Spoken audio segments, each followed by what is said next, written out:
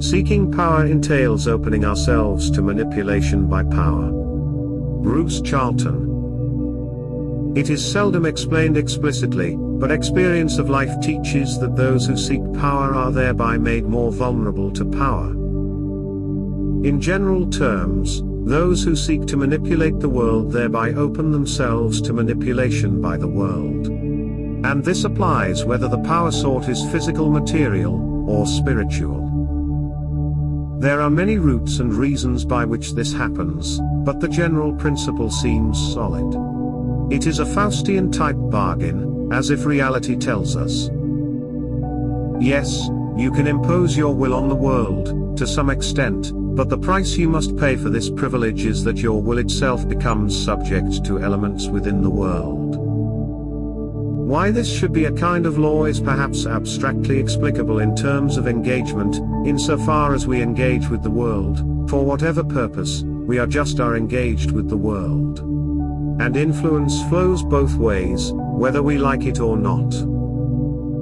Another way to consider this interaction is relevant to the role of churches and religious structures, such as priestly hierarchy, ritual, symbolism and sacred scriptures. These structures can generically be considered as intermediary between human and divine, a set of intermediary media. And these media are charged with power by the religious believer, who then seeks to lead the religious life by their intermediary power. Thus a religious symbol is effective in achieving its life-changing goals, only when and if it is made powerful, and when we yield to that symbol the ability to affect us. In a good religion, that symbolic power will, on the whole, be wielded upon us for our net good, and that is why we open ourselves to symbolism. But when the religious symbolism is used with evil intent, it has power over those who have, to some significant extent, previously yielded to it that personal power, and implicitly opened themselves to the power of that symbol. This is the principle behind a black mass, or other forms of subversion using distorted but traditional Christian symbols and rituals. If we consider this issue very generally, it also applies to secular and physical power. At a material level, anyone, say a monarch or dictator, who intends to impose his will on society, must do so via human technologies such as powerful armies, police, spies, and bureaucrats, and by doing so, he becomes the subject of manipulation, individually, and in combination, by these same powerful institutions. This is a big problem in a world and society of increasingly evil corruption, where all intermediate institutions, media, symbols, rituals, that whole world of abstractions and things by which we have traditionally related to reality, gets subverted, destroyed and/or inverted. In a corrupting world, those entities by which we sought power to do good, to ourselves and to the world, are turned against us, and with a power that we have previously given to them. And that power strikes home exactly because we have previously, but originally for good intentions, made ourselves open to it.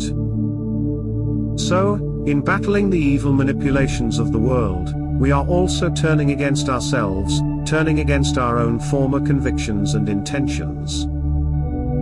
We are, inevitably, disengaging from the world, and eschewing power, even the attempt to impose power on the world. It strikes me that this perspective may help us to understand why so many people are incrementally apostatizing from Christianity, and also why they seldom realize they are doing so. Without you, I cannot know who I am. Francis Berger. Though inherently true, Descartes' insight, I think, therefore I am is an extremely limited comprehension. The answer I am, proof of one's existence as a thinking entity or self, opens up the much larger question of, who am I? What sort of thinking entity or self am I? Secular novelist Stephen Wiesenthal responded to this larger question by claiming that, only action can testify to the validity of thoughts and emotions, action alone verifies the personality. It is the only form of authentic self-expression, I act, therefore, I know who I am. The personality.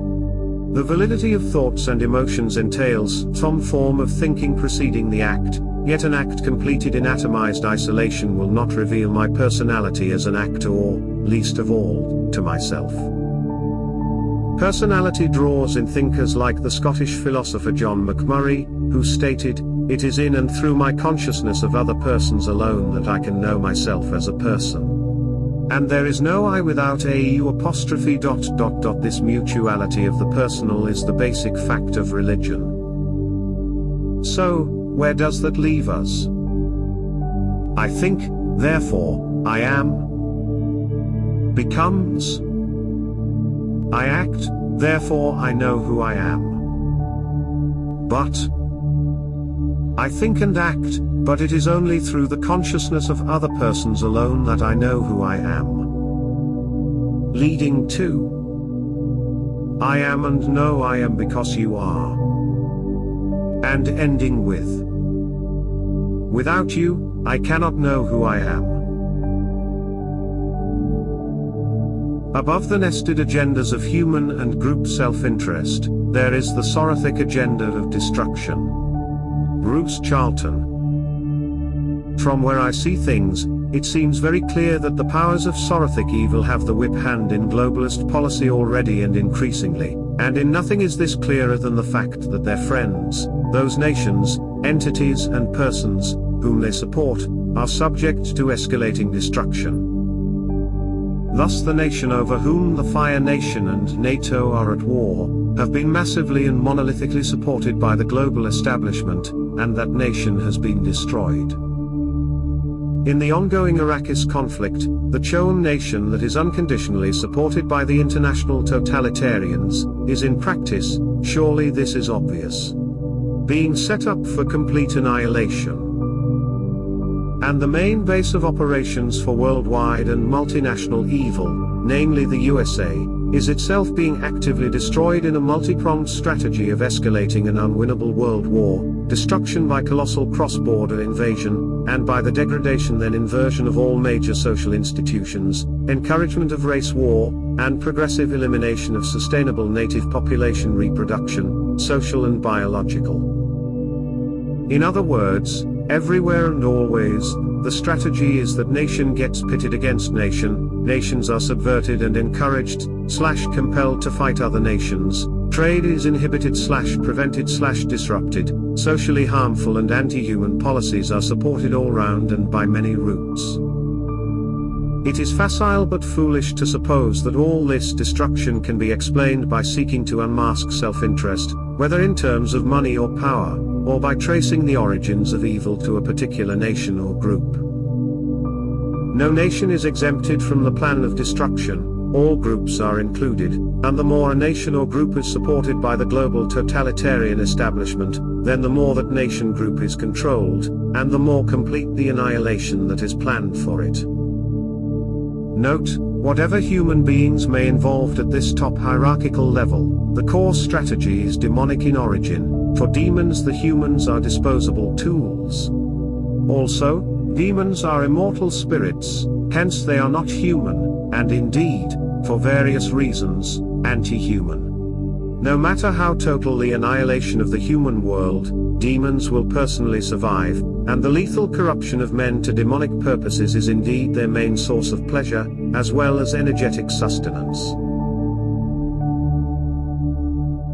Predictions for this new year. Bruce Charlton. Now that we have passed the winter solstice, we are in the new year, or would be if there was any secular coherence to the concept. A religious new year can be any time, and indeed it was, even in England, where the new year was March 25th, Lady Day, until just a few brief centuries ago, the residue of which is the financial year beginning on April 6th after some extra days were added to the calendar in 1752. However, one thing I have learned since 2020, is that I am hopeless at predictions, at least in the medium terms of months to years. No matter how I feel that something will, or will not, happen soon, this means next to nothing when compared with what actually happens. So, predictions are, for me, merely an indication of how I feel about the way that things in general are shaping. What has wrong-footed me is that British people still have basically the same general attitudes as they did in 2019 or 2000. Astonishing things have happened, and keep happening, but the basic mindset, the explanatory system, the underlying interpretative assumptions, have not changed significantly. At some point, I guess there will be a change, on the basis that I understand the world, which I cannot help but hold, without creating a self-refuting paradox, because the mismatch between reality as I know it, and reality as it is generally assumed, is vast and widening. Maybe that will happen in 2024. But even if so, that is not necessarily, or likely, to be a good thing, because without a prior and cataclysmic spiritual awakening the outcome will be a despair that is likely to enhance self-loathing and accelerate the established cultural suicide. As I have often said, it seems likely to me, and this is being officially encouraged, that an epidemic of suicide will sooner or later happen in the West, including urgent demands for medical assistance in making this a painless procedure. On the flip side, will be murderous cults rooted in prideful and resentment-fueled self-assertion, and some of these will probably include self-described traditionalist Christians. That pride is not a legitimate antidote for despair ought to be obvious, especially to Christians, but it isn't obvious, or, at least, the sin of pride is strong enough to overcome scruples. Again, on the flip side, the sin of despair is also capable of subverting and destroying real Christianity. What is actually needed is, presumably, mutatis mutandis, modeled by the life of Jesus Christ, which is that fear should be defeated by faith, rooted in hope, validated by God's love of each of us. Death is a serious business, and while we are sustained alive, then we have important spiritual work to do, but we cannot allow ourselves to regard death as the worst possible outcome. From a Christian perspective, there are many things worse than death, as evidenced by the sainted martyrs, among many others. To put matters differently, we need to recognize that survival cannot, and should not, be our priority. Partly because survival merely means some delay in dying. And partly because the price of surviving may be evil, and, indeed, that we are each asked to pay the cost of prolonging personal survival by embracing evil in our heart, is all too likely in these end times. The loss of primal reality via breach between the subjective and objective. Francis Berger. Introversion and extroversion are not only Jung's best-known psychological types but are also grounded in everyday language.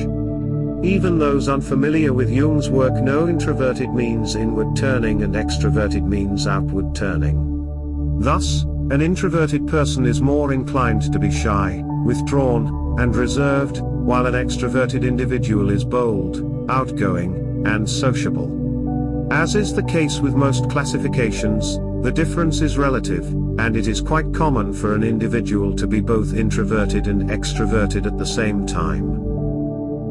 From a Christian perspective, introversion could point to a Christian for whom the faith is largely a matter of delving into himself to explore spiritual depths, whereas extroversion denotes a believer who directs his faith into activity aimed at the world and man. I suppose the ideal Christian would be both introverted and extroverted, turned inward enough to be attuned to internal spiritual guidance but also turned outward enough to engage with the world and other people positively and creatively.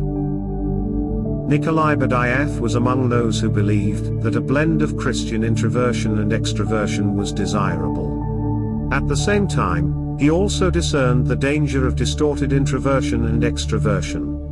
After acknowledging the positive characteristics of Christian introversion, turning within to plumb spiritual depths, and Christian extroversion, going out in creative activity to the world and man, Berdyaev highlighted two potential risks inherent within the two turns.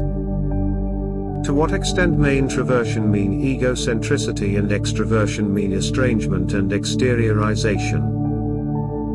For Berdyaev, egocentricity, estrangement, and exteriorization all stand as examples of objectivization, also translated as objectification, which he defined in the following way.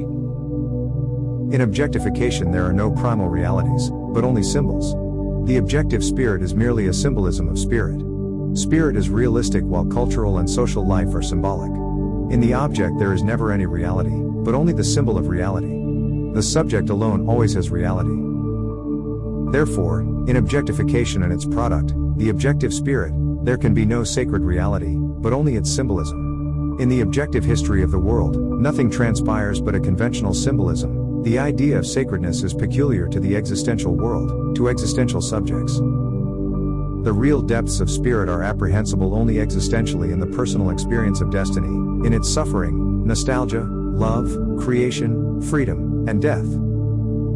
Spiritual disconnection lies at the heart of all objectivization. A particular orienting tendency of the subject causes the disconnection, which occurs when Christians enslave themselves to symbols and shut themselves off from primal reality and spirit to which the symbols point.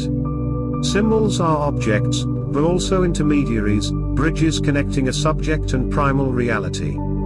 Objectivization occurs when a subject walks onto the bridge but does not cross. Or when the subject regards the bridge as the other side.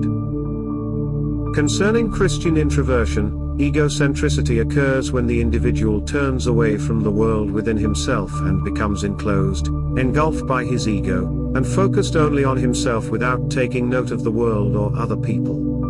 Within such an egocentric state, the inward turner fails to align with internal spiritual guidance or plumb spiritual depths. In the end, he also turns away from the divine. He steps onto the bridge, encounters himself, his ego as an object, and mistakes this for the primal self, the core subject of his subjectivity. Confined to his ego, he also refuses to engage with subjects in the external world. Thus, he alienates himself from the divine within, and estranges himself from the divine beyond him. The other extreme, extroversion, involves Christians ejecting the spirit exclusively into the external world and regarding that exteriorization as the culmination and pinnacle of spirituality, thereby overpowering and enslaving human subjectivity. By refusing to turn inward, the subject remains fixated on religious objects, ceremonies, rites, social aspects, and traditions, not as intermediaries or symbols pointing toward primal reality but as primal realities within themselves. Authentic, spiritually creative activity in the world and with others is substituted with mindless obedience and going through the motions that pose as faith. But I have referred to these distortions of introversion and extroversion as breaches between the subjective and the objective, whereby the objective either entirely washes out the subject and enslaves human subjectivity or arouses such repugnance and disgust within the subject as to imprison subjectivity within itself. But IF considers both to be slaves. The subject consumed by his ego is a slave to himself, and the subject consumed by the world is a slave to the world. Both are examples of unformed or disintegrated personalities. As mentioned earlier, the source of the breach lies in a certain directing tendency of the subject or, more simply, an orientation of consciousness. The directing tendencies of the subject outlined above worked in the past when man was at an earlier stage of consciousness development, but neither serves to connect man to primal reality now, as Badiaf outlines below. In the primitive stages of civilization, the ejection of the subject into the object, the social group, into a horde, into a clan, predominates. At the summit of civilization, the engulfing of the subject by his ego prevails. But at the summit of civilization there takes place also a return to the primitive horde. Free personality is a flower that blooms but rarely in the life of the world. The immense majority of people is not made up of persons. In this majority, personality is either potential or else already disintegrated. Individualism certainly does not mean that the personality is rising into prominence. Or it implies that only as the effect of an inaccurate use of language. Individualism is a naturalistic philosophy, whereas personalism is a philosophy of the spirit. But IF uses personalism and personality to define his belief in the subject as the ultimate center of primal reality. Objects, symbols, are meant to serve as intermediaries between subjects, a means through which one subject, a unit of primal reality, may approach, apprehend, and relate to another subject, another unit of primal reality. Objects are not subjects within themselves. When they are treated as such, they become bridges to nowhere. The reality they are meant to identify is obscured, and a false or partial reality settles into its place, leaving the subject, as a primal unit of reality, disconnected from primal reality.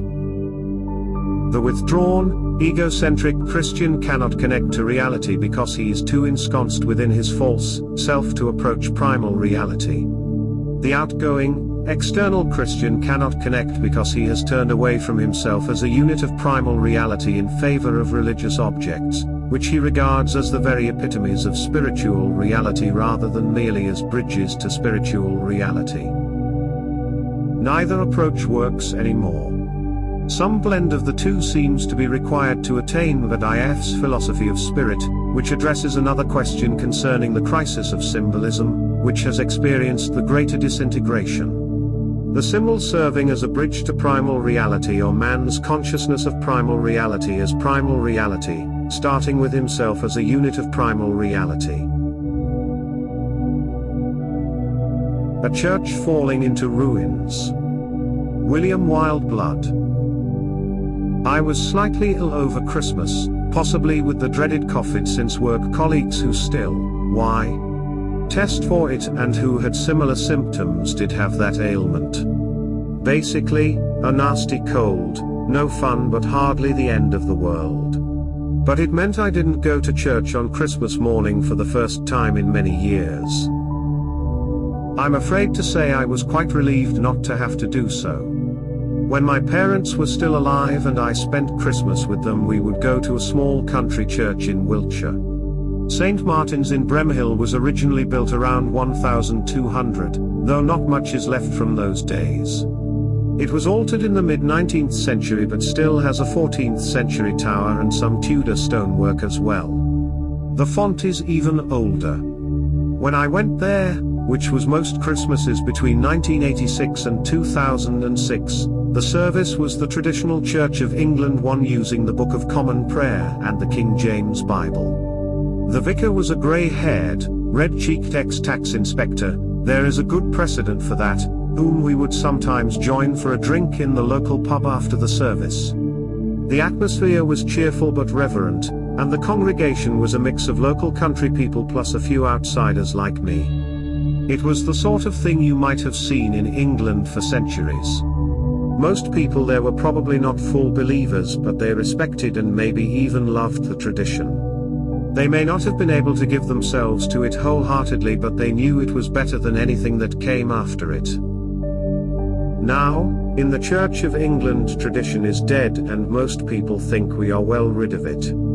Of course, there are self-conscious attempts to maintain it here and there, but that is completely artificial, and even many of the people involved still think that modernity is better. They would just like the cosmetic aspects of tradition, but they are fully on board with the innovations, women priests, blessings for same-sex couples and all the rest of the dreary capitulations to secularism. Both the churches around where I live go in for all that stuff and consider themselves enlightened for doing so. Both were completely compromised during the 2020 lockdowns. Every time I have been, and I do only go at Christmas and Easter, I have felt dispirited and almost ashamed at contributing to such a desecration of true religion as these spiritually collapsed bodies provide. There is a Catholic church near where I work in London, a beautiful 19th century building, and I go in there sometimes at lunchtime to pray and contemplate. That still has the old feeling of actually being a house of God that the sea of E1s just do not have, but even there I find that feeling is stronger when there is no service going on. Modern worship rarely adds to the sense of sanctity in a church. More usually it actually detracts from it. There is a moral to this story. I believe that God is driving us inwards. When outer spiritual support is weakened or even collapses, then we simply must go within to find proper truth. I am well used to people protesting about the risks of this: spiritual narcissism, egotism, pride, illusion, self-deception, etc. Well, yes, all these exist and are genuine risks, but we need to wake up. There's no virtue in remaining faithful to something that has abandoned or lost its connection to truth. Is it the church we follow or God? You may think they are the same, and sometimes to a degree, never wholly, they are, but often in this fallen world they are most definitely not the same, and we have to choose where our heart really lies. When the outer world is falling into ruin, we must turn within, and in so doing we will become spiritually stronger, which is what God wants for us. Clearly, this is no excuse for anything goes, but if our motivation is right, God will direct us where we need to go. He always wants to bring us up, not keep us in the same place. My disillusionment with official religion does not mean I think we can do without it. Our spiritual state would be very much worse if the churches were no longer there. Inner spirituality needs outer structure to support it and make sure it doesn't stray into wild regions of eccentricity, fantasy and self-indulgence. And yet there comes a time when those who would really start to know Christ as a living inner reality must turn away from Peter and start to follow John. Why as above, so below, macrocosm-microcosm, relations and correlations. Bruce Charlton. As above, so below, or the microcosm, the inner realm, reflects the macrocosm, the universe, seems to be one of those insights or assertions that has a core of truth, even though not always and literally true. Why should this be? By my understanding of reality, the reason is that we inhabit a universe of beings, and therefore there is a relationship between our beingness and that of all and any other beings. As the assumed ultimate units of reality, beings are irreducible, and are not constituted by any definition. They are recognized, rather than constructed. But we can validly discuss the attributes of beings, and these include that all are eternal and continuous in their existence, all are alive, conscious and have motivations. And all beings change sequentially, which is the attribute we call time. Such attributes can be regarded as valid distinctions, but, because beings are primary, hence irreducible, the distinct attributes cannot be divided from their wholes. Thus time is a non-detachable attribute of beings, and not a distinct abstract entity. Therefore, understanding of any one being provides some valid insight into all other beings. But on the other hand, for instance, consciousness varies significantly in both its quality and magnitude between, for example, animal, vegetable, and mineral, between never-incarnated spiritual beings, such as angels or demons, and resurrected men, between the sun and an ancient oak tree, between the human embryo and the adult. Many differences of many degrees, yet underlying all is that all that is knowable, everything conceptualizable. All that is of divine creation, is a being, and a created being can, in principle, have direct, empathic, co-experienced, knowledge of another being, linking above and below, the large and the small. Learning about one being is therefore, in some sense, learning about any and all beings.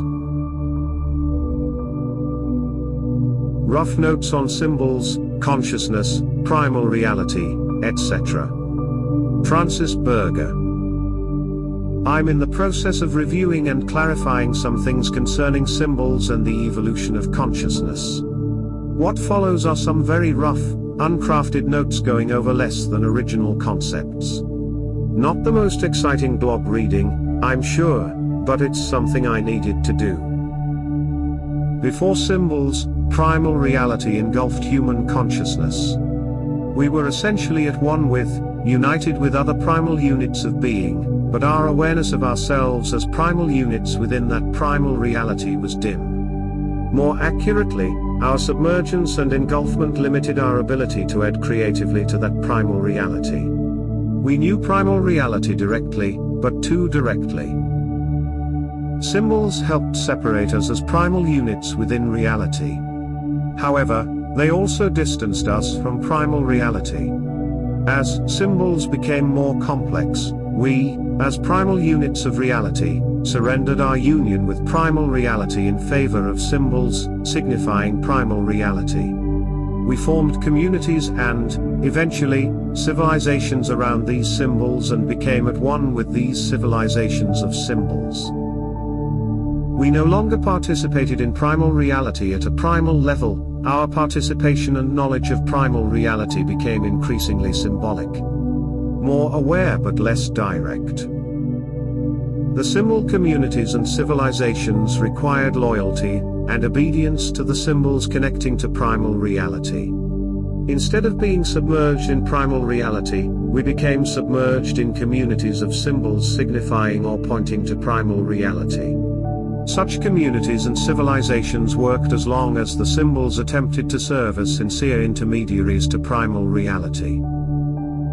Over time, the symbols took precedence over the primal reality they signified. The more symbols eclipsed or stood in place of primal reality, the more diminished spiritual participation in primal reality became. Instead of participating in primal reality, people participated in symbolic systems with the caveat that they began to regard the symbolic systems as primal reality rather than as connectors to primal reality. Reliance on symbols as primary reality increased individuation. We became more aware of ourselves as units, however, we also became less aware of ourselves as authentic units of reality. We became symbolic units. Expanding disconnection between symbols and primal reality heightened our alienation. We have attempted to bridge this gap by returning to earlier modes of participation through the use of symbolic systems, but these have always failed for the simple reason that our participation was always limited to the symbol systems themselves. A gaping void now separates symbols from primal reality. We can no longer rely on symbols as reality. Those who rely on or mistake symbols for reality are led hopelessly astray. They are crossing bridges leading to nowhere. Symbols can still serve as intermediaries. They can, perhaps, still help connect us to reality, but only if we acknowledge them as intermediaries first. The knowledge we obtain via the intermediaries must go beyond or rise above the intermediaries. Such knowledge cannot be symbolic, it must be direct. The reality symbols point to what must be self-discovered and directly known by each of us, individually and spiritually. We are bound to find that many symbols are partial or misguided intermediaries. In such cases, we must have the courage and creativity to stick to our direct knowledge. Our task now is to reunite with primal reality, but as ones aligned with and in harmony with other ones in primal reality rather than as submerged, dissolved units at one with primal reality or as ones submerged in collective symbolic systems. The law of direct knowing, or why book recommendations are, mostly, useless and best friends non-transferable. Bruce Charlton. Have you ever noticed, as I did even in my teens, that your best friends' other best friends were usually people you found to be distinctly underwhelming? Sometimes, I even disliked them. And my own best friends often did not get along very well, lacking any genuine affinity. This might be supposed to be due to jealousy, or that each friend represented a different aspect in me, but I think the reason runs deeper. Something similar applies with authors that I regard as mentors, my absolute favorite writers, those with whom I had a strong relationship, and whose influence on me has been significant. It is natural to seek further such mentors by tackling those who my favorite author regarded as his favorite authors. Yet this was typically a blind alley. No matter how deeply I admired and empathized with writer X, I nearly always discovered writer X's favorite, most significant, influences were disappointing, and often completely unappealing. Furthermore, books recommended me by friends who liked the same things as I did, were often duds, and my own recommendations of the "you will love this" type, typically fell upon stony ground. The same applies with classical music, and indeed folk music. An exploration of the influences behind my favorite artists and composers was almost uniformly unsatisfying. Such instances can be put together, and a lesson drawn from them to make a kind of law, the law of direct knowing. This is, we can only truly know a person or personage in a direct and dyadic fashion. We can, in other words, only truly know in terms of a meeting of just two minds, and this applies whether in everyday life or in our intense imaginative thinking life. Thus, friendship and influence must alike be directly interpersonal, without any degrees of separation. Indeed, it strikes me that with the law of direct knowing we are perhaps confronted here by a fundamental principle of divine creation, because, as I understand it, creation is rooted in love, and, more exactly, in dyadic love, love between twos. Love is both what holds creation together, and what gives creation its dynamism, its motivation and direction. Creation originated, I believe, in the love of our heavenly parents to constitute that which we term God, and divine creation began with God's love of all the beings of reality, each individually relating back to God, via love, in a dyadic fashion. Creation then proceeds by multiple, and overlapping, interlocking, instances of dyadic love between the beings of divine creation, to make the whole of creation bound and motivated by many mutual links. What this means is that our evanescent mundane love/relationships are, in their partial and often temporary ways, and while continually being undone by the depredations of entropy and the motivations of evil, instances of that power of love which make creation. This mortal world is therefore a dynamic equilibrium, which may be strengthening or else falling apart, at various scales, between the binding and creative powers of love, and that which opposes love.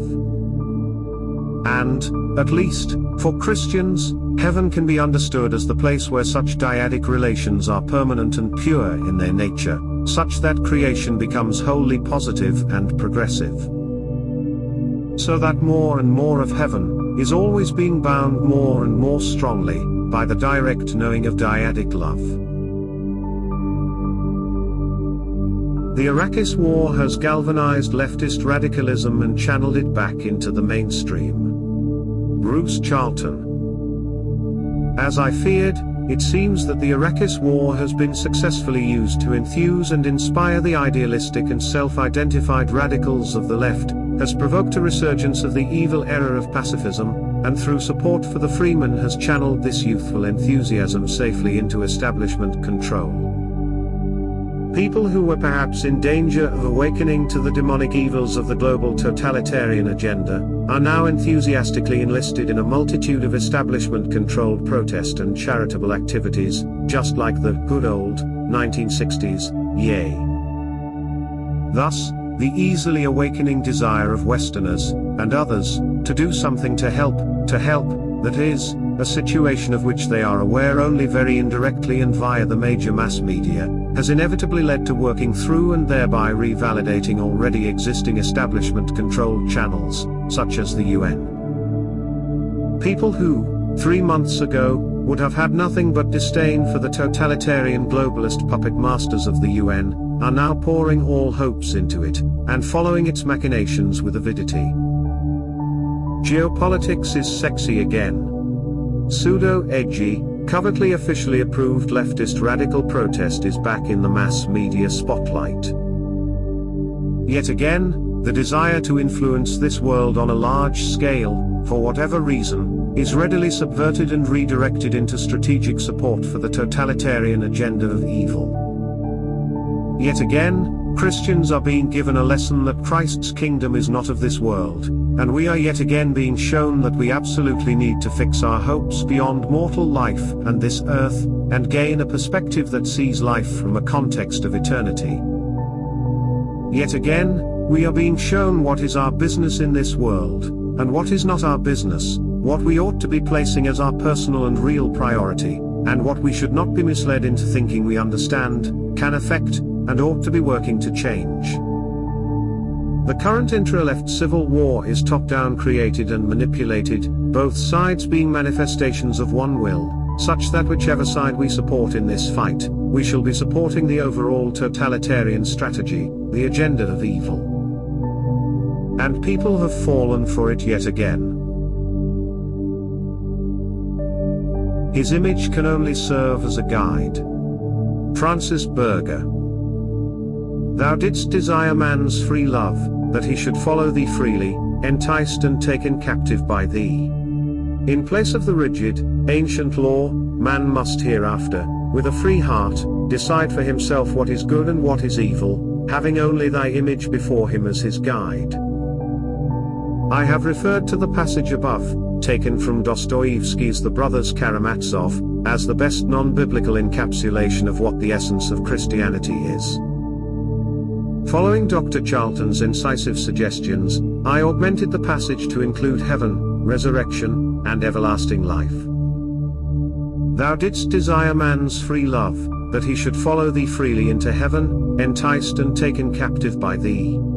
In place of the rigid ancient law, man must hereafter, with a free heart, decide for himself what is good and what is evil, and with a free heart, actively choose resurrection and everlasting life, having only thy image before him as his guide.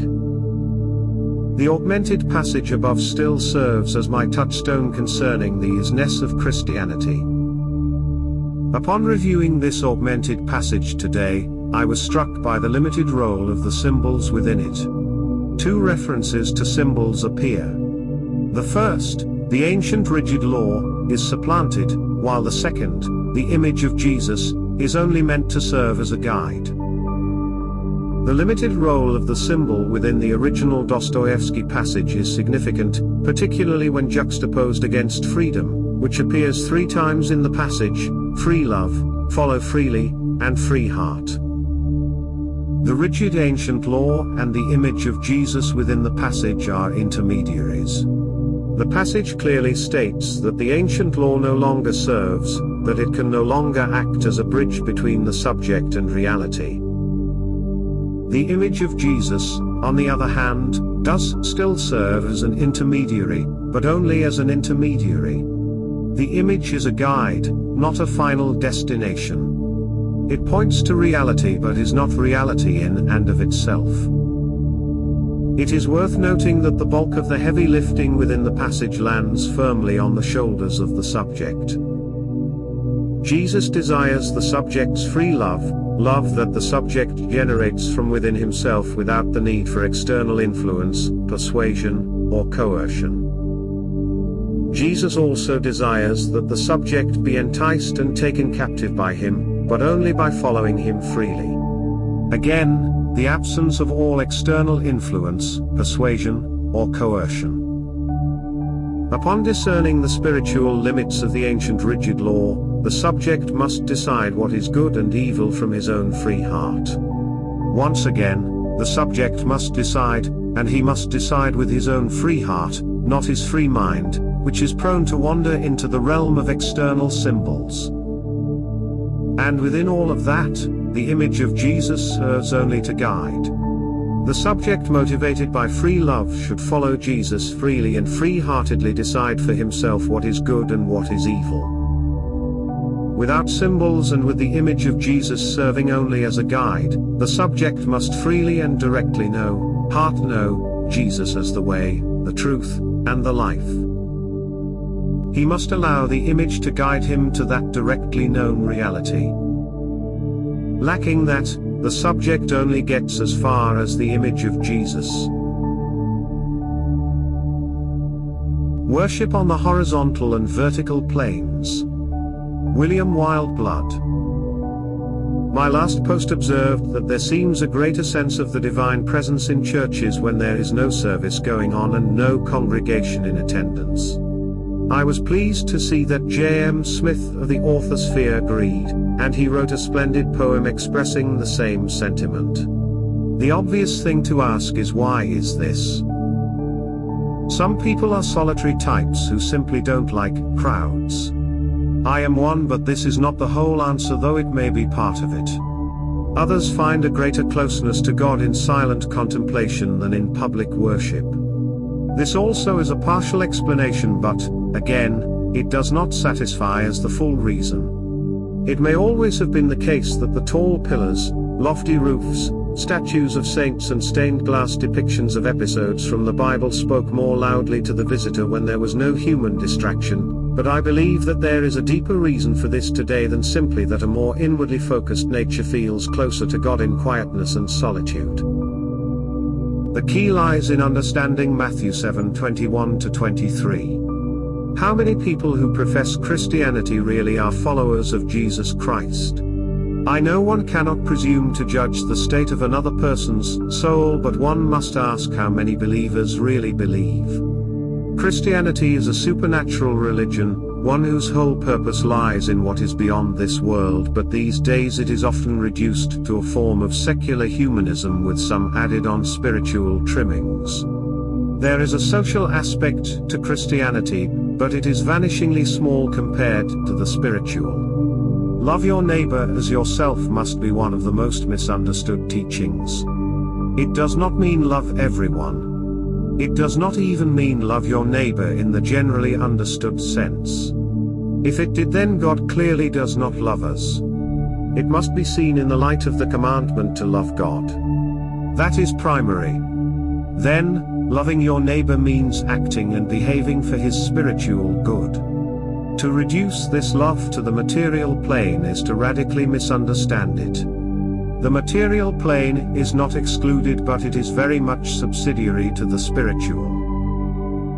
If the people performing an act of worship are not stretching with their whole being towards the divine, is it any wonder that the resultant worship is spiritually sterile? They may mean well, but if their hearts are not really oriented to the true God, and if their minds are not clearly focused on the meaning of the divine message and its overwhelmingly spiritual sense, then the atmosphere that is created by their worship will be flat, literally so, for it will lack the multidimensional quality of a spirituality that aspires up to the heavens. If worship is not animated by love of God and a real yearning for Him, then it has no flavor. You might say this has always been so, but at one time we would have been less distracted by the world and the reduction of the religious message to the field of human relationships. We looked up instead of around us, or towards the altar instead of towards our neighbors. Christianity has been brought down to earth, and many Christians follow a religion in which there are no towers or spires stretching heavenwards. It is a religion that has a flat roof and does not rise. If we enter a church in which the architectural features pull us away from the earth and towards the heavens, then we are temporarily uplifted and ennobled. If the hearts of the worshippers are in tune with that, then all is well. For an effective ritual needs a proper form to give it expression, but it also requires that the hearts and minds of its participants are fully open to the higher worlds. Without that, there is no material for the divine spark to ignite. The wise and dread spirit of self-annihilation and non-existence. Francis Berger. In Book 5, Chapter 5 of the Brothers Karamazov, Ivan describes Satan as the wise and dread spirit, the spirit of self-annihilation and non-existence. Other translations of the text have the line as the terrible and clever spirit, the spirit of self-destruction and non-existence. The dread and intelligent spirit, the spirit of self-annihilation and non-being. The above is among the best and most concise descriptions of what the devil is and what the devil does or aims to do. First, it elucidates that the spirit in question is a whip-smart, higher-order thinker whose base motivations are, or should be considered, alarming, horrible, and dire. Second, it clarifies Satan's overarching aims of damnation. The devil works to persuade others to annihilate and destroy themselves spiritually. More specifically, he wants a person to exterminate the self that is capable of choosing resurrection and everlasting life, the self that could leave the world with a high degree of integrity, cohesion, and selfhood, the self that can freely align with God's divine creative purposes and add to or expand creation. If the devil can entice an individual to willingly destroy that self, he fulfills his objectives as the spirit of negation. The primal self is eternal and cannot be destroyed, however, the affirmation of selfhood within that primal self can be smothered and stamped out. The self-destroyed self continues to exist in a veritable state of non-existence. Instead of an evolved, developed self, a being committed to working in harmony with other beings to further God's divine plan, the self enters a state of existent non-selfhood, an unaware, unknowing being whose existence is non-being. Ivan Karamazov uses the words terrible and dread to describe Satan, but these do not adhere to conventional notions of the devil as some scary, fear-inducing horror film monster. The devil is fundamentally the spirit of negation. His motivations are operational. He strives to convince the world that Jesus is not the way, the truth, and the life. Listen, the choice the devil wishes to instill, the contra with which he opposes Christ's pro, is not irrational. A wise and dread spirit indeed. Is the chosen self-annihilation of the West a matter of apoptosis? Bruce Charlton. Apoptosis, usually pronounced apoptosis, is a biological concept used to describe the self-triggered death of cells in various situations. One such situation is cancer. For example, a cell that undergoes the kind of genetic mutation that would lead to cancer might instead kill itself, thereby safeguarding the organism as a whole. In other words, in this situation apoptosis is the result of a fail-safe mechanism, built into each cell, and designed, for example by adaptive natural selection, but not wholly so, to eliminate a potential cause of life-threatening harm. In general terms, apoptosis forms part of a suite of adaptations that maintain the functionality of multicellular organisms. Most cells are a potential biological unit in their own right, each having its own genome, each reproducing, and therefore each potentially capable of evolving by natural selection to promote its selfish cellular reproductive interests, above the well-being of the multicellular organism as a whole. If this was unchecked, every multicellular organism would fall apart into selfishly competing lineages of replicating cells that have evolved to promote their short-term reproduction, above the long-term functional coherence of the organism. Multicelled organisms are therefore only possible to sustain when there are surveillance and control mechanisms that enforce the mutual cooperation of cells. These mechanisms include the immune system, to identify and eliminate rogue cells, and apoptosis. It strikes me that apoptosis provides an analogy, which may even be true at the causal level, for the self-destruction of Western civilization. Each human being is an organism that is capable of selfishly pursuing its own self-interest at the expense of society, and this innate self-interest therefore requires to be suppressed, reshaped, and harmonized across human society for the benefit of that society, if that society is to be sustained. Throughout known human history, the system for the harmonization of human society has always included what might be termed religion, and it was characteristic of such religion that it referenced human society to something above and beyond human society, a world of spirits, gods or God, for example. Religion can be regarded as an externally valid source of social regulation, and a justification for social regulation, and I am assuming that, over multiple generations, this biological fact was also internalized by each individual human being, including as a fail-safe mechanism, analogous to apoptosis. Put bluntly, until the past half-dozen or so generations in the West, all human beings that ever lived were born into, raised, and functioned adaptively, overall, in religious societies. This is all that humankind had ever known, so naturally it is the society to which human beings are adapted. In other words, in traditional society any individual human being who lost his belief in or capacity for religion, would have experienced a kind of suicide trigger, some kind of self-deletion mechanism, by which the integrity of society was preserved against the short-term selfishness of its component individuals. But now, and for the first time ever, we have a whole civilization that has deleted religion as the primary principle of social coherence and purpose. Modern Western people are born into an utterly alien social environment. We are biologically adapted to a society that has gone. If true, this means that religion has been absolutely essential to the formation and maintenance of all human societies, and the larger and more complex the society, the more important has been religion. Therefore, when Western civilization deleted externally valid religion as the primary reality, it deleted its external control mechanism of religion, which included the external control mechanism which we might call the Church in all its many manifestations. However, the inner failsafe mechanism of something like apoptosis was not deleted, and it still remains, because it was built into all normal, potentially social, human beings. What I am saying is that when Western society deleted religion, it began to fall apart because of the lack of an immune system.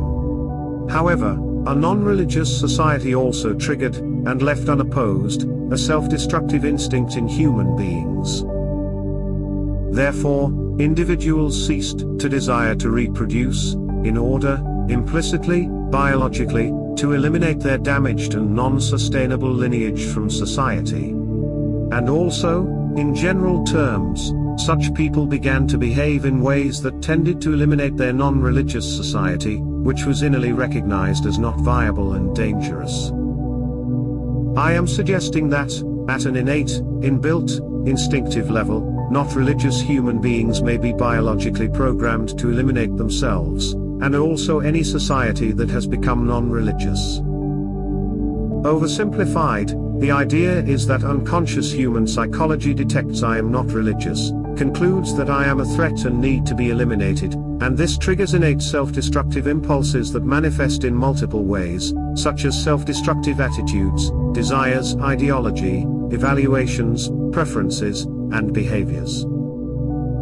This would work both passively, for example by not resisting destruction, which is something widely seen in the West, and also more actively, by not religious people and groups seeking their own destruction, not just biological destruction, but social destruction. In other words, they seek to eliminate their own non-religious and unviable selves, culture and genetics. Because a non-religious, religion-rejecting culture like the West is a threat to all possible cultures, and needs to be eliminated if human society as such can survive. Apoptosis is an analogy, no matter how relevant it seems, and I do not believe that it, or any other biological cause, is the whole or even the primary reason for the self-willed self-destruction of the West. I personally believe the deepest and most profound reason for our situation is spiritual, not biological, as I have stated many hundreds of times on this blog. Nonetheless, taken in this larger spiritual context, biology may still have a role in aiding understanding, and providing a causal mechanism. I am not talking morally here, I am not, for instance, saying that social survival is more important than the individual in God's eyes, but I am trying to describe the workings of a putative natural or biological mechanism for social survival. But I do find apoptosis quite helpful as a way of explaining why so many, apparently a large majority, people in the West exhibit attitudes and behaviors that will, pretty obviously, lead to the annihilation of themselves, and of their culture. In sum, while there have always been evil leaders, who are sometimes demonically aligned, and we certainly have these in the West, the currently manifest widespread suicidal desire and willed socially destructive behavior, was not seen among the masses in earlier and religious cultures. The fact that self-elimination is so evident, endemic, powerful, and increasing in the West, invites explanation. Note, by the assumptions and terms used here, by historical standards, the modern West is not religious. Even the minority of self-identified religious people in the West, such as devout, active church members and leaders, are overwhelmingly not religious, not in the way nor to the degree that men of traditional societies were religious. This is clear from their attitudes as well as from behavior, as was very evident in 2020 when supposed health considerations instantly and comprehensively overcame and displaced all inconvenient religious priorities. The West is this worldly, and is ultimately dedicated to therapy, for example alleviation of here and now suffering, promotion of gratification. Whatever we may believe or assert about ourselves, our inbuilt biological mechanisms recognize the reality of our religion rejection, and are acting accordingly. Therefore, if you genuinely desire to escape the instinct-level societal and personal self-destructivity, the real problem is not convincing yourself and/or other people that you are genuinely religious, i.e. that your ultimate and bottom-line perspective is not of this world but directed at highest and eternal reality. The real problem is convincing that within you which recognizes and acts upon religion rejection. The pseudo-dilemma of being forced/encouraged to take a side between evils, when we are being manipulated by false delineation of the sides. Bruce Charlton. As I have often said, it seems to me that the Sorathic struggle is very evident in the Arrakis war, with the Sorathic demon servers current triggering extraordinary acts of nihilistic, and indeed suicidal, provocation, while our mnemonic affiliates are trying to maintain control of the envelope, and daily reapplying veneers of geopolitical pseudo-logic. This is exactly the kind of characteristically end-times danger that I was brooding about a few years ago, when there are only two allowed options in public discourse: chaotic destructiveness or globalist bureaucratic totalitarianism.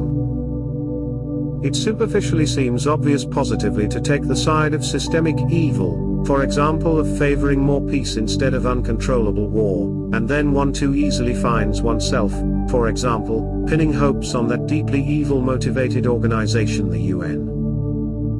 I'm sure this kind of pseudo-dilemma, trying to induce us to take one of two sides, both of which are ultimately evil in motivation and methods, is something deliberately planned and sustained. One of their tricks is to misdescribe the sides, to falsely delineate who is actually fighting whom. For example, the Fire Nation is fighting the globalist West, and the West is merely using the nation that is the venue of conflict, using them to the point of annihilation and, currently, beyond. This is obscured by the suicidal complicity of those being used, yet this is not a surprise because self-destructiveness is a standard feature of modern, not religious, man. Self-destruction is the inevitable ultimate consequence of unrepented sin, and resentment is maybe the most powerful and common of unrepented sins of this era. False delineation of sides is also evident in the Arrakis war, where there are no good sides, and the Western establishment is unequally split, and supports both of them. As in the Fire Nation war, the actual venue of conflict is not one of the two real sides, but is merely the location of a war between much larger powers, and thereby is currently, rapidly, being annihilated. And, as with the FN war, the Western side is motivated by powerful, long-term, unrepented, indeed celebrated, resentments, fueled by fear, which is itself deliberately fueled. Something somewhat analogous applies to the other side, so that the desired outcome on both sides is annihilation of the other, but the most probable outcome is de facto annihilation of both sides, which is why I regard this as ultimately a Sorathic war. My point about the need for accurate delineation of sides is that the mainstream, official and media sources persistently misrepresent these conflicts as being about the smaller, venue nations, whereas in reality the venue nations are actually victims, albeit, to a variable but significant extent, complicit victims of external manipulation. In a rational world we would not personally be concerned by the doings of remote places, yet because of Western complicity, funding, intervention, geopolitical strategizing, we just are involved. Not having an opinion is hardly possible with mainstream mass and social media, and official saturation coverage, as it was hardly possible with the Birdemic Peck, or the anti-racism of MLB. No opinion, neutrality or a balanced view is always, in practice, treated as taking a side. Therefore in practice, we must take a view. But we ought not to take a side in situations where both sides are evil, albeit evil of different types and motivations, when the choice of sides amounts to a choice between inwardly supporting either demonic chaos or demonic control, because that is precisely what they are attempting to manipulate us into doing. The dilemma is not, in reality, and there are other options and alternatives. By making it a choice of evils, the attempt is strategically distraction from what we, as Christians and as dyadic direct knowers, ought to be committing ourselves to. People change sides, often get corrupted, or, sometimes, repent. Bruce Charlton. Good and evil are sides in a spiritual war, the sides either for or against God and divine creation. People take sides in the spiritual war, and nowadays the two sides are widely distinct, and it is essentially impossible not to take a side. But the sides were no so distinct in the past as they are now, because now things have come to a point. Also, we need to remember that people themselves are always mixed, and someone who allies with God will surely be a sinner in the sense of having evil motivations and doing evil, and another person who takes the side against God will, in some respects even though not overall, be working with the divine. The important Christian distinction is not whether people sin, nor how much they sin, but whether they repent their sins. That is, whether or not they recognize their sins as sins, and spiritually reject them.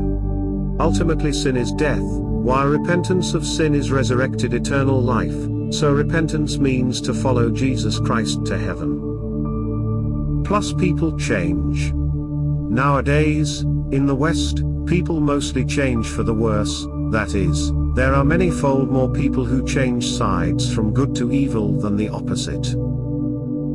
And, just as it is never too late to repent and follow Jesus Christ, likewise it is never too late for a follower of Jesus to become corrupted, and embrace expediency in this moral life and world as his de facto priority in life.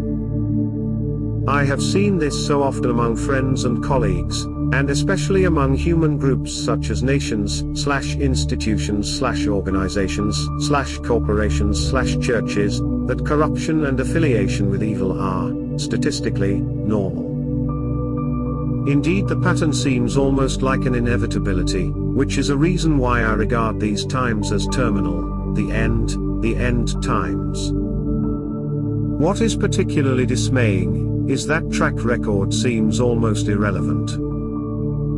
Someone may have lived 5, 6, 7 decades, or a social institution may be 100, 500, 1,000 years old, and remained overall on the side of good all those years, and yet, over and again, I find that they have crossed the line while my back was turned.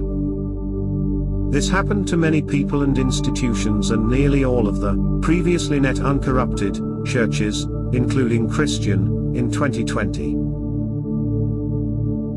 The overall picture is indeed dire, yet there are other and positive implications less obvious. In the past, the line between good and evil was much less distinct. This applies especially to pre-Christian and non-Christian societies. For example, going back some 2.5 millennia, I am confident that Socrates was on the side of God, but Plato seems very mixed in his affiliations, and despite the deistic sublimity, much of what Plato said and advocated seems obviously evil affiliated and corrupting, and the same could be said of Aristotle. Even nowadays, there may be great good that can be extracted from the early work of people who nonetheless ended up on the wrong side. An example for me is Rudolf Steiner. I would not want to be without some of the major insights Steiner attained in his earlier life, indeed I regard these as vital to my understanding. But he became corrupted by power and expediency, and overall Steiner was much more wrong than right, and he ended up as overall a bad influence. I regard this as a frequent pattern. In science, literature, medicine, the areas I know best, there are people who made major and good contributions in their earlier years, before becoming corrupted and enlisted on the side of evil. The opposite is rare, and most of the disseminated examples of repentance and conversion are shallow or fake, and nowadays, when the West is a totalitarian and evil-led society, the best known, most publicized and praised examples of late-life Christian awakening and behavior, are, almost, certain to be deliberate, and manipulative deceptions. The genuine article of a corrupt person on the side of evil changing to affiliate with God is rare, but real, and that is what we need to discern, and learn from. As usual, we cannot rely on other people, and especially not on other institutions, including churches, to do this discernment for us. We must each discern for ourselves, which is to say, we each just are responsible for our spiritual choices, and that responsibility cannot be farmed out or avoided. My conclusion is that we should be discerning and clear-sighted about where people stand in relation to the spiritual war, on what side.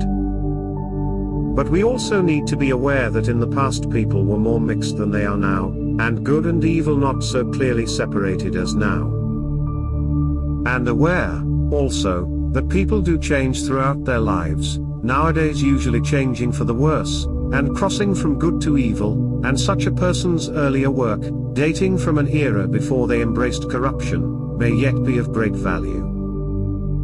All of which is to reiterate Solzhenitsyn's comments about the line between good and evil lying not between people, but within the human heart of each man. This means that, if we are being strictly accurate, there are no good or evil people as distinct categories. What matters about a person, or institution, is which side they individually have chosen to affiliate with in the spiritual war of this world, and what matters most which side they are taking here and now. Here, now, and not what side they took yesterday, last year, or 2,000 years ago. Feet on the earth, head in the sky. William Wildblood. If you are born in this world, it is because you are meant to be. The development of your soul requires you to experience and negotiate the material world. In order to unfold its divine potential, your spiritual self needs to meet the challenges, demands and opportunities of physical plane existence, the main one of which being the separation from God.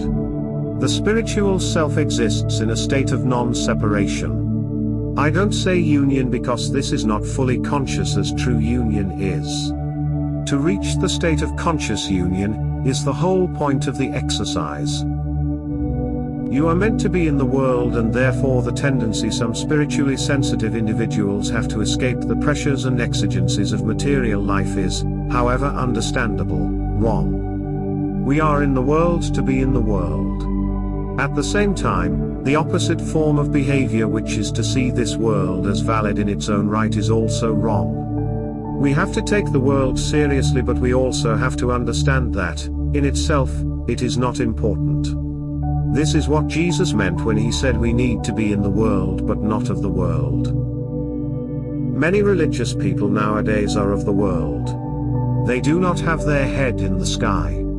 They may talk about the sky, but they do not behave as though that is where they have come from, or even where they particularly want to go. Why come from? To be truly religious means to be aware of yourself as having your origin on a higher plane of being. There is something in you that already is with God, and you know it, and with all your heart wish to get back to that. But God has sent you to the world. Maybe he is testing you to see if your desire to be with him is stronger than your desire for worldly goods when these are before you. Or maybe there are lessons you need to learn to do with service or love or humility. You are a seed planted in the darkness of the earth. You need to use the nutrients of the good earth to help you grow, but you will only grow if there is that in you that stretches up towards the light. Then your worldly death will be the moment you break through the surface and see the sun. unlike those seeds that never stretch towards the light and so do not sprout as they should, so remain in darkness. The power of concentrating the mind isn't the answer, because it's mundane willpower, in disguise. Bruce Charlton. I have often noticed that there is an almost opposite stream of therapeutic self-help to the oneness spirituality, and that is to propose that we need to improve our powers of mental concentration. This suggestion goes back to Nietzsche, and includes George Bernard Shaw and Colin Wilson, and also several strands of the Golden Dawn tradition of ritual, or ceremonial, magic. All these, and many other self-help gurus, advocate training oneself, or undergoing systems of training, in habits of mental control and concentration, as a kind of amplification of willpower. This is a significant half-truth, because there is certainly a sense in which our inability to control our thinking is a real plague of mind. If we cannot focus, or concentrate, our thoughts, then we can't follow a line of reasoning, cannot analyze and critique, cannot resist the ubiquitous distractions of mundane life, especially now that the mass social media is so prevalent. Also, people who have high powers of concentration, whether spontaneous or trained, may be impressive in their capacity for work, and also relatively socially dominant. They may be able to manipulate other people more effectively than would otherwise be the case, in a kind of hypnotic fashion. Concentration really can, therefore, be a kind of power over the natural world, and over social situation, and it is easily understandable that some people, at least in some moods, would desire this power. Yet such power amounts to self-assertion. It is a means to the end of imposing one's will on the rest of the world. In other words, concentration operates at the level of the everyday, mundane self, which self is ultimately passive, externally controlled, unfree. What concentration bypasses is the primal self, and if you agree that this mortal life is about the learning and development of our primal self, then it can be seen that a focus upon focus, concentrating on concentration, is missing the point, and indeed amounts to a deliberate exclusion from purpose of the real meaning of life. In other words, because a focus on concentration is a means, not an end, then, to the extent that mental concentration is made a purpose in life, in making concentration our aim, we are not discovering, leave alone following, the divinely intended destiny of our spiritual life. Thus, to focus on enhancement of the willpower of concentration, is rather like making improved efficiency the goal of life while neglecting what the efficiency is aimed at, instead of discovering what ought to be the purpose of life. Overall, it is surely better to be inefficiently aimed at the right purposes of life, than to focus efficiently on achieving goals that have been passively absorbed from external sources. At root, a person with tremendously focused willpower is not even serving his own interests, because the mundane self is not primal nor essential, but merely contingent. In practice, willpower operates as merely an effective servant of the powers that dominate this mortal world and life. The lure of successful self-assertion, of imposing oneself upon other people and upon life, in practice turns people into mental slaves for this world's demonic rulers. An example of the power of trained magical concentration in the Golden Dawn tradition can be seen with the Inkling Charles Williams, of whom many accounts have been written of his hypnotic, charismatic effect. None more vivid than that of Lois Lang Sims, who was an initially complicit victim of Williams at his most vampiric. Charles Williams demonstrates that a training in focused attention is a tool that can be effectively deployed, for good and Christian purposes, for the left-hand path of selfish personal benefit, or for both purposes, at different times. Williams was aware of the temptations of such self-willed power, as is evident from several of his novels, yet despite such knowledge was not able effectively to resist the temptations to abuse such power, even in the last years of his life. Objective reality, the truth, can only be subjectively known, so why the cultural assumption of an objectively true reality? Bruce Charlton. We are stuck with a false analytic division between the supposed realm of the subjective and personal, just your opinion, just your perception, regarded as distinct from objective, universal reality, aka truth. This analytic division between subjective and objective is a deep, culturally inculcated and reinforced assumption that has become an almost irresistible habit of thought. But it is incoherent nonsense. Subjective and objective are indivisible. All that is known or knowable entails consciousness, which is subjective/personal, the consciousness of a living being. There can be no objective/universal that is not also subjective/personal. Objective reality must be subjectively known. Subjectivity is the only objective knowledge. This means that there is no such thing as an objective, universal realm of reality, existing separate from consciousness and from knowledge of it. We think, talk and write routinely, as if there was such a realm, but all such thinking/talking/writing is, of course, itself done by conscious, living beings. We discourse often on the assumption that objectivity entails eliminating subjectivity, eliminating the individual person, eliminating human bias or error. But that is nonsense, hence impossible. So what is going on with all this relentless chat about eliminating the human/subjectivity, and claims to be discoursing with objective universal validity from an imaginary realm of universal validity? Well, once the question is put in that form, it answers itself. Such pseudo-truth referencing discourse reduces to a covert war over whose subjectivity can be enforced as universal objectivity. But another answer is psyops. When a society, a civilization, operates on the basis of incoherent falsehood, this creates a deranged sense of perma-confusion that prevents people from thinking towards a solid conclusion. And when people cannot think towards solid conclusion, they give up on thinking, and instead function passively, in a hand-to-mouth fashion, operating merely on the basis of short-term expediency. Which is where we are. Note, I am aware that the above is a negative critique of the prevalent metaphysics, and I do not here describe the alternative metaphysics of a living creation inhabited by beings in relationships from which I am making this critique, that is available in scores of posts on this blog over the past decade. Ultimately, all oughts reduce to a choice of affiliation. Bruce Charlton. The idea that we ought to do something was once largely unconscious, it was obvious what we ought to do, and to question it was incoherent. But part of modernity is that we become conscious of such things, and all imperatives are met with a question of why should. Of course, mainstream, mandatory atheistic materialism fundamentally excludes all possibility of an answer to the question of why ought we to think, say or do something, because there is no purpose or meaning to reality, because reality is a combination of mechanical causality and randomness. But the ideology survives and thrives exactly because the why should also dissolves the old imperatives of religion. Or, at least, it reduces them to the same level as the soundbite emotives, and arbitrary but coercively imposed assertions, of mainstream totalitarian propaganda.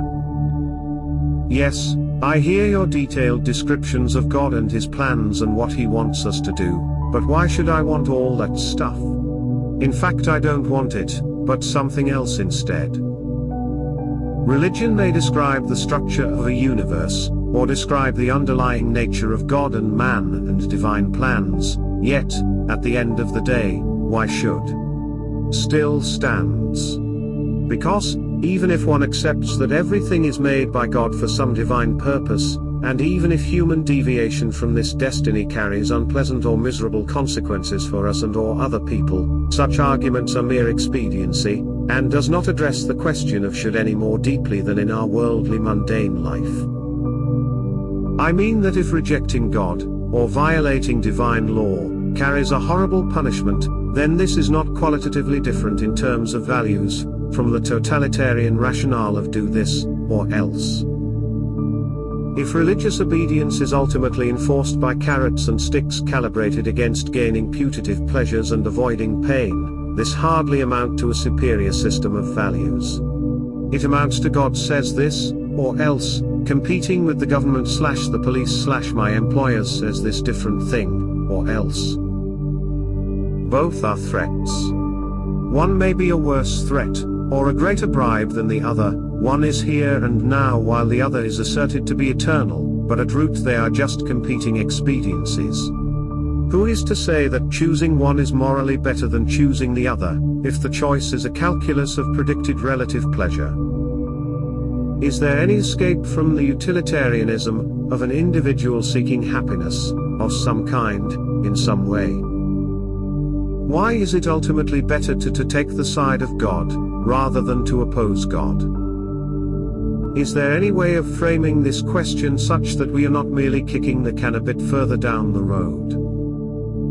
We have reached the point where the question of what we should do has been stripped of all unconsciousness and unquestioned habit, and we are faced by a stark existential choice between basing our affiliation on personal expediency, or else choosing on the basis of our own value system.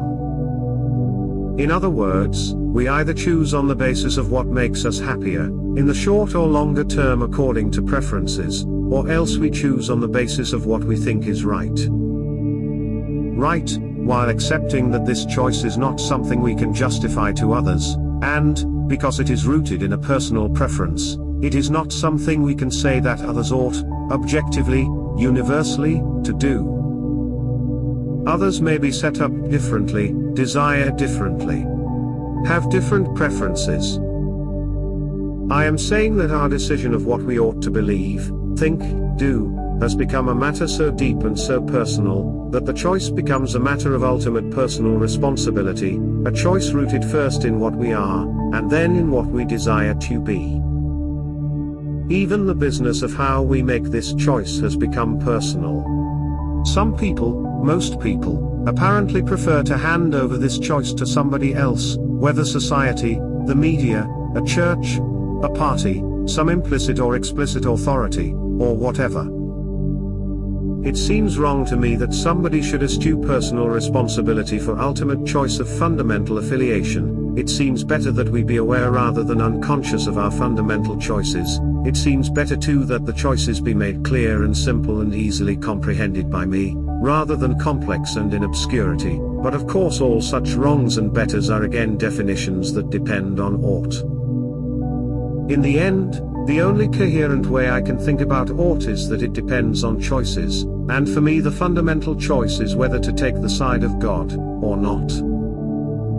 But even that choice depends on multiple other and linked choices to set up that choice, regarding the nature of God, my relation to God, and so on and so forth. Taking sides is where the buck stops, but it is individuals who, one way or another, make the choices by which sides are taken, and indeed what are the sides that we might choose to take. Ultimately ought reduces to something like thus: I choose, and I also choose, like it or not, to take the consequences of my choice, whatever they may turn out to be.